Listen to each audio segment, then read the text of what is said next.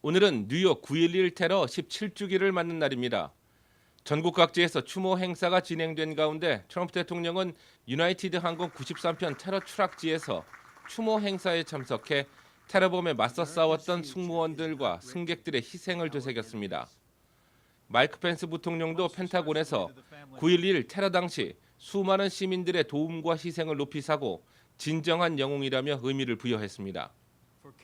17년 전 9월 11일 아침 이슬람 무장 세력에 의해 발생한 뉴욕 테러는 3천여 명의 무고한 목숨을 앗아갔으며 미국은 지난 2011년 5월 1일 알카에다의 수장 오사마 빈 라덴을 사살한 바 있습니다. Tonight, I can report to the American people and to the world that the United States has conducted an operation that killed Osama bin Laden, the leader of Al-Qaeda, and a terrorist who's responsible for the murder of thousands of innocent men, women, and children. 한편 대한민국 역사상으로 9월 11일은 매우 의미 있는 날로 기록됩니다. 지난 1919년 4월 11일 상해 임시정부 수립 이후 같은 해 9월 11일은 각지의 임시정부들이 통합해 단일정부가 탄생한 날입니다.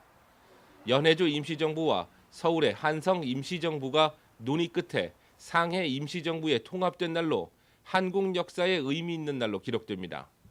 일각에서는 이날을 건국절로 해야 한다는 의견도 있으나 대한민국은 상해 임시정부 수립일인 1919년 4월 11일을 인정하고 있습니다.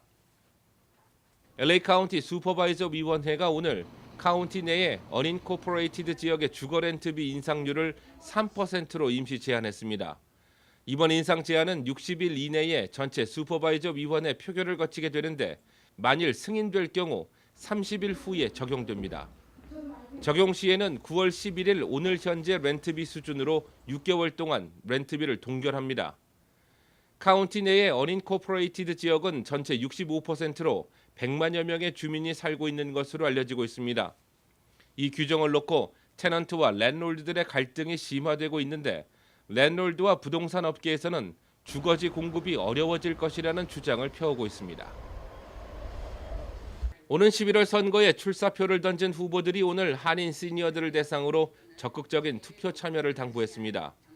이 자리에는 가주 컨트롤러에 도전하는 피오나 마 후보를 비롯해 가주 상원 24지구에 출마한 피터 최 후보, 가주 하원 53지구에 도전하는 케빈 장 후보, 그리고 부에나팍 1지구 시의원에 출마한 박영선, 영어 이름 써니박 후보가 함께 나와 한인들과 아시안 정치력은 유권자들의 투표에서 나온다는 사실을 강조하고 적극적인 투표 참여를 당부했습니다.